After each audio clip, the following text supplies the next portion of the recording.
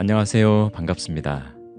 오늘 준비한 소설은 지난 시간에 이어 오헬리의 또 다른 단편 소설 백작과 결혼식 손님입니다. 오헬리의 소설을 읽으면 웃게 되거나 감동하게 되거나 둘 중 하나예요. 오늘은 웃음일지 감동일지 한번 끝까지 들어보세요. 어느 날 저녁, 앤디 도노반이 저녁 식사를 하려고 2번가에 있는 하숙집으로 돌아오자 스코트 부인은 새로 하숙을 들어온 코네이라는 젊은 여자를 소개했다. 코네이 양은 키가 작고 조용한 여자였다. 그녀는 볼품없고 빛바랜 옷을 입었고 음식에 관심을 쏟는 듯 했으나 그 모습은 기력이 없어 보였다. 그녀는 수줍은 듯이 고개를 들어 선명하고 사려 깊은 눈길로 앤디를 흘끗 쳐다보면서 정중하게 그의 이름을 되새긴 후에 다시 양고기를 들었다. 앤디는 사교나 정치나 사업상의 발전에 큰 효용을 보고 있는 그 우아하고 환한 미소로 인사를 건넨 후 자기가 기억해둘 대상자 명단에서 이 빛바랜 갈색 옷의 여인을 지워버렸다. 2주일이 지난 후에 앤디는 현관 계단에 앉아 담배를 피우고 있었다. 위쪽 등 뒤에서 조용히 옷깃 스치는 소리가 들렸다. 앤디는 뒤를 돌아보았다. 코네이 양이 막 문을 열고 나오고 있었다. 그녀는 아주 까만 비단 옷, 크레이프 비단이라고 하던가? 그런 옷을 입고 있었다. 까만 모자 밑으로 거미줄같이 얇은 검정 베일이 늘어져 하늘거렸다. 그녀는 계단 맨 위에 서서 검은 비단 장갑을 끼고 있었다. 까만색 이외의 다른 색깔이라고는 한 점도 들어있지 않았다. 윤기 나는 금발은 매끈하게 따 목덜미 아래로 늘어뜨렸다. 아주 예쁘지는 않지만 순수한 그녀의 얼굴에는 보는 이의 마음을 아프게 하는 슬픔과 우울이 깃든 표정이 떠올라 있었으며 거리 저편 지붕 위의 먼 하늘을 응시하는 커다란 잿빛 눈은 그녀를 더욱 아름답게 빛내고 있었다.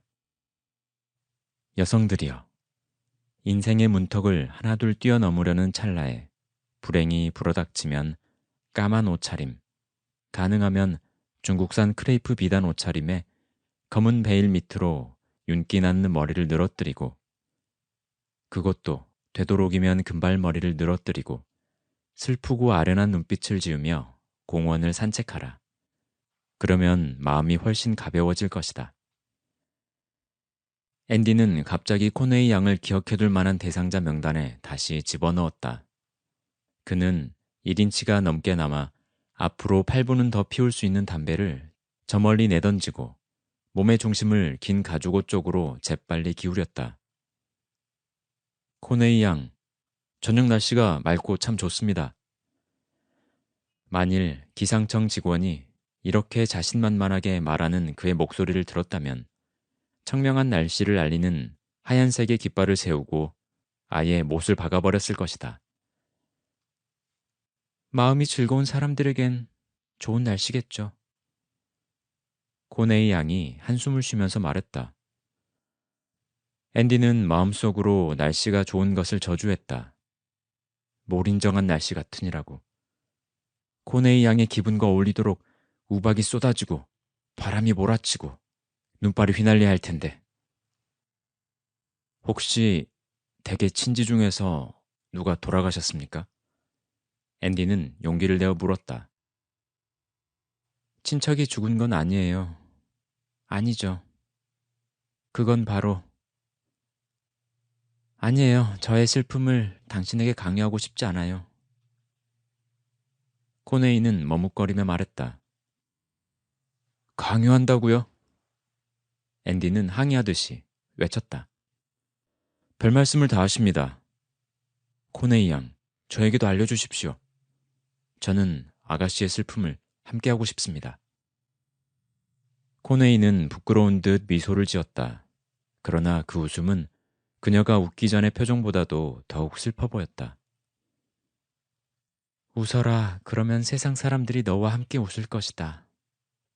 슬퍼하라. 그러면 사람들은 너에게 웃음을 줄 것이다. 그런 말이 있죠. 저에게는 이 도시에 친구도 아는 사람도 없습니다. 그런데 선생님께서 저에게 친절하게 대해주시니 정말 감사합니다. 그러나 사실 친절이라고는 식사를 할 때 그녀에게 후춧가루 병을 두어 번 건네준 일이 있었을 뿐이었다.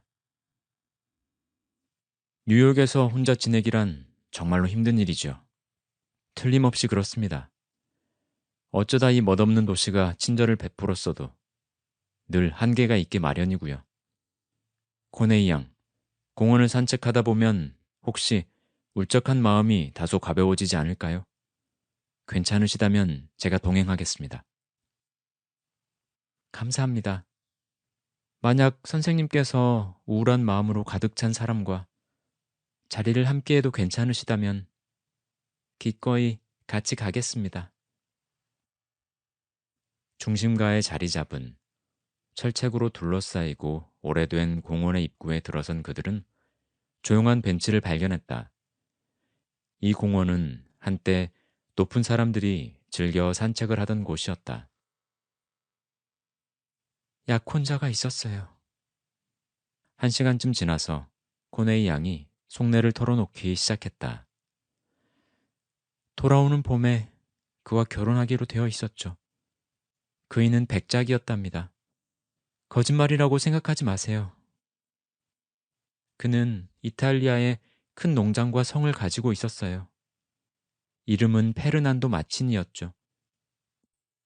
저는 태어나서 그이만큼 우아한 사람을 본 적이 없답니다. 그런데 아버진 결혼을 반대하셨어요. 한 번은 사랑의 도피까지 했지만 아버지가 뒤쫓아와서 저를 데려갔죠. 아버지가 페르난도와 결투를 벌일지도 모른다는 생각이 들어서 너무 무서웠어요. 아버지는 파기브시티에서 말을 맡아 사육하는 일을 하고 계세요. 우리의 사랑이 식지 않자 결국은 아버지가 마음을 돌려서 내년 봄에 결혼을 해도 좋다고 허락하셨어요. 페르난도는 아버지에게 자신의 자귀와 재산의 규모에 대한 증서를 보여주었고 우리가 앞으로 살게 될 성을 꾸미려고 이탈리아로 건너갔답니다. 아버진 대단히 만족하셨죠. 그리고 페르난도가 혼수 비용으로 수천 달러를 아버지에게 보내려 하자 아버지는 단호하게 거절하셨어요. 선물은 고사하고 반지 하나 받지 않겠다고 하셨죠. 여하튼 페르난도는 준비를 위해 떠나고 저는 이곳에 와서 제과점의 회계일을 보게 되었답니다. 그렇게 봄이 오길 기다리고 있었는데 사흘 전 이탈리아에서 편지가 왔어요. 페르난도가 곤돌라 사고로 죽었다는 편지였어요. 그게 바로 제가 상복을 입은 까닭이랍니다. 제 마음은 영원히 그분의 무덤 속에 머물 거예요. 제가 선생님께 좋은 벗이 되고 있지 못하지요. 하지만 전 아무에게도 흥미를 가질 수가 없어요. 웃음과 즐거움을 주는 친구들을 두시고 아무 즐거움도 없이 저와 함께 자리를 같이 하시다니 선생님께선 아마 저를 두고 집으로 돌아가고 싶으실 테지요.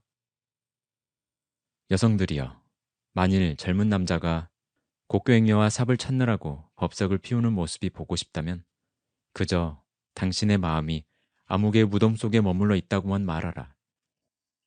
젊은 남자란 근본적으로 그렇게 무덤을 파헤치는 도둑이니까.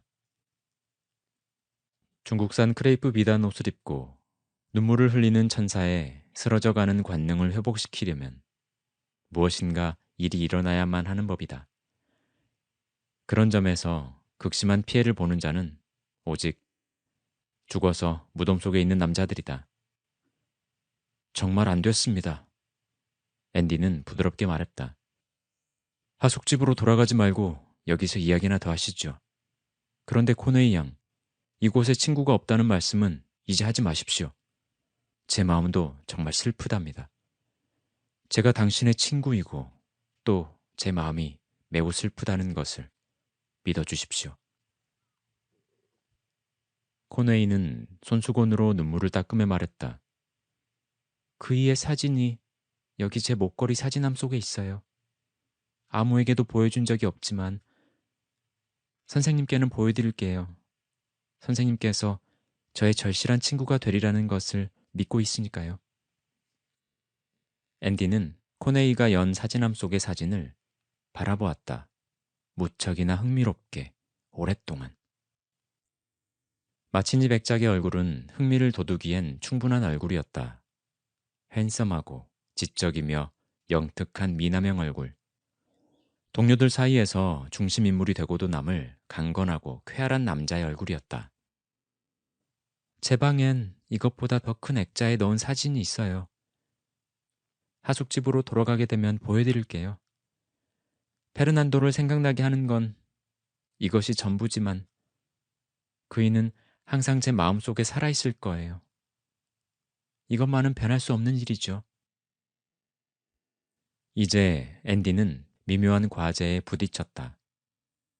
코네이 양의 가슴 속에 자리 잡은 불행한 백작을 밀어내고 대신 자기가 들어앉아야 하는 과제에 직면한 것이다.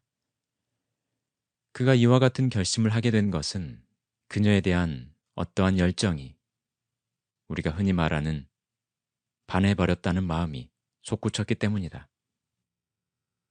그러나 이 엄청난 과제 앞에서도 그의 마음은 그다지 중압감을 느끼는 것 같지 않았다. 그는 동정심이 많으면서도 쾌활한 사람의 역할을 해내야만 했다. 그는 이 역할을 어찌나 잘 해냈던지 30분쯤 지나자 비록 코네이 양의 커다란 잿빛 눈 속의 슬픔은 아직 줄어들지 않았지만 그들은 아이스크림 가게 앞에 앉아 달콤한 아이스크림 2개를 사이에 두고 이야기를 나누게 되었다. 그날 저녁 하숙집의 홀에서 헤어지기 전에 그녀는 2층으로 뛰어 올라가서 하얀 비단보로 예쁘게 싼 액자를 넣은 사진을 가지고 내려왔다. 앤디는 불가사의한 눈으로 그 사진을 들여다보았다. 이탈리아로 떠나기 전에 페르난도가 이걸 저에게 주었어요. 목걸이 속 사진도 이 사진으로 만든 거랍니다. 정말 미남이시군요. 앤디는 진심인 듯이 말했다. 그런데 코네이 양, 오는 일요일 오후에 저와 코니로 함께 나들이를 가주실 수 있겠습니까? 둘은 만나기 시작했고 시간은 흘렀다. 한 달 후 그들은 하숙집을 운영하는 스코트 부인과 하숙인들에게 그들의 약혼을 발표했다. 하지만 코네이는 여전히 검은 옷을 입고 있었다. 약혼 발표가 있은 지 일주일이 지났다. 두 사람은 중심가 공원에 그 예전 그 벤치에 앉아 있었다. 흔들리는 나뭇잎과 달빛 아래 그들의 모습은 아름다운 영화의 한 장면처럼 보였다.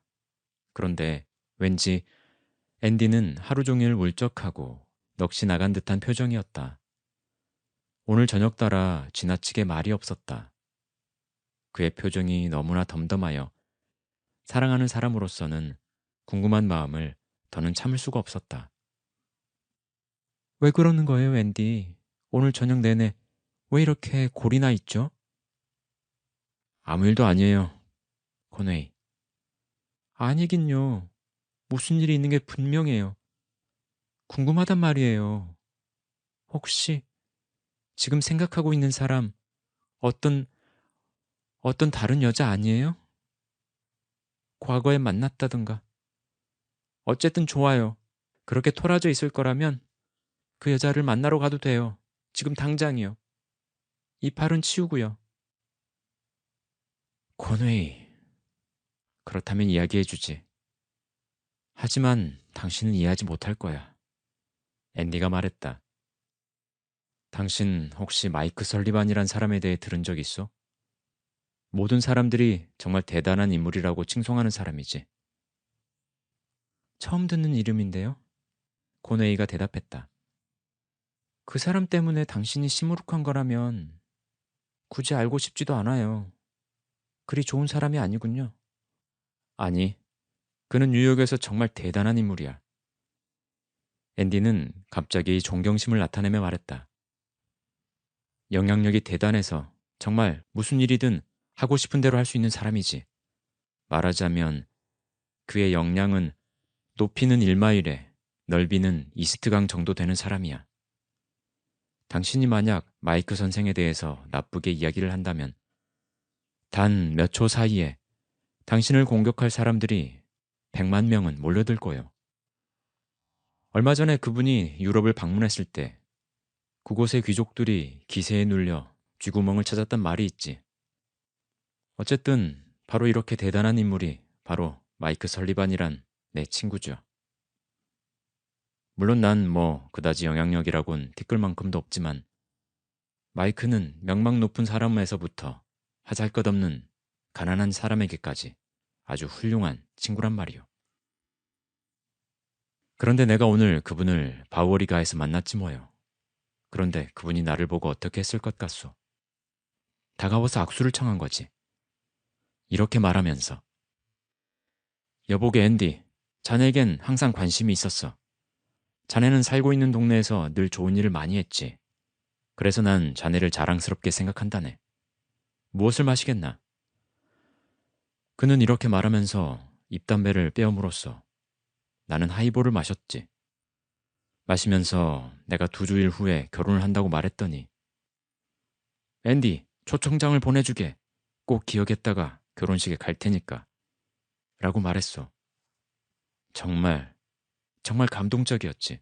그 대단한 마이크 선생이 그렇게 말했다니. 그분은 자기가 한 말은 꼭 지키는 사람이거든. 코너웨이, 당신은 이해 못할지 모르지만 나는 내 손가락 하나를 잘라내는 한이 있더라도 마이크 설리반을 결혼식에 꼭 초대하고 싶소. 내 평생의 가장 자랑스러운 날이 될 테니 말이오. 그분이 결혼식에 와준다면 그것은 정말 우리의 결혼식을 성공적으로 만들어준단 말이지. 하지만 그게 오늘 저녁 내가 침울한 까닭이요. 무슨 말이에요? 그분을 초대하면 되잖아요. 그분이 오기를 그토록 바란다면 말이에요. 그러자 앤디가 슬픈 표정을 지으며 대답했다. 그럴 수 없는 까닭이 있어. 그분이 결혼식에 와서는 안 되는 이유. 왜 안 되는지는 묻지 말아요. 절대로 말할 수 없으니까. 몰라도 괜찮아요. 말하고 싶지 않다면 물어보나 마나 정치적인 문제겠죠. 그런데 그게 저에게 낯을 찡그릴 만한 까닭은 되지 않잖아요. 코너웨이, 앤디가 잠시 후 말했다. 당신은 그 이탈리아의 마치니 백작이란 사람만큼 나를 사랑하긴 하는 거요. 그는 오랫동안 기다렸지만 대답하지 않았다. 그러더니 갑자기 그녀는 남자의 어깨에 기대어 울기 시작했다. 그의 팔을 꼭 잡고 중국산 크레이프 비단 옷을 눈물로 적시면서 온몸이 흔들릴 만큼 흐느껴 울었다.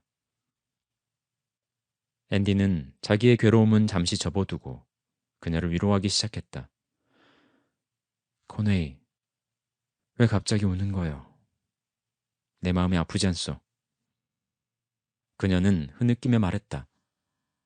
앤디, 제가 당신에게 거짓말을 했어요. 제가 사실을 말한다면 저와 결혼해주지 않겠죠? 우리의 사랑도 끝장이고요. 하지만 말해야겠어요. 사실 백작은커녕 백작 손끝도 없답니다. 저는 평생 동안 애인이라고는 없었어요. 하지만 다른 여자들은 다 있었죠.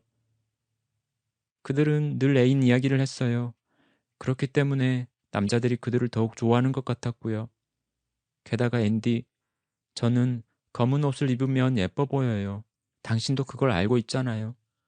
그래서 사진 파는 곳에 가서 그 사진을 사고 목걸이 사진함에 넣을 작은 것도 만들어서 백작 이야기를 꾸며댔죠. 검은 옷을 입을 수 있도록 백작은 죽은 것으로 하고요. 하지만 이제 거짓말쟁이를 사랑할 사람은 아무도 없겠죠? 앤디, 당신은 저를 버릴 거고요. 하지만 정말 목숨을 걸고 말할 수 있어요. 제가 좋아하고 사랑한 사람은 오직 당신 말고는 아무도 없었어요. 정말이에요. 그렇게 고백했지만 앤디는 그녀를 밀치지 않았다. 도리어 그의 팔은 더욱더 그녀를 꼭 껴안았다. 그녀는 고개를 들었다. 앤디의 얼굴엔 구름이 걷히고 미소가 떠올라 있었다. 저를 용서해 주실 건가요, 앤디? 물론이요. 이제 모든 문제가 해결되었어. 백작은 공동묘지로 돌아간 것이고, 코네이, 당신은 비뚤어진 모든 것을 똑바로 펴놓은 셈이요. 사실 결혼식 전에 그래주기를 바라고 있었지. 이 깜찍한 사람. 앤디, 백작에 대한 내 말을 다 믿는 거예요? 틀림없이 용서받았다는 확신이 선 후에 약간 수줍은 미소를 띠면서 코네이가 물었다. 글쎄.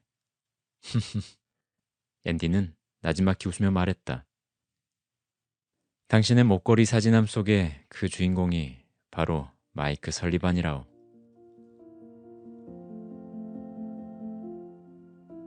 네, 이야기는 여기까지입니다. 저는 크게 웃진 않았지만 앤디와 함께 씩 미소를 지었습니다. 여러분들도 이야기 막바지에 코네이가 이실직고하기 전에 뭔가 눈치채지 않으셨나요? 남자 주인공의 배려심이 돋보이는 작품이었습니다. 저는 또 좋은 이야기 들고 다시 찾아오겠습니다. 감사합니다.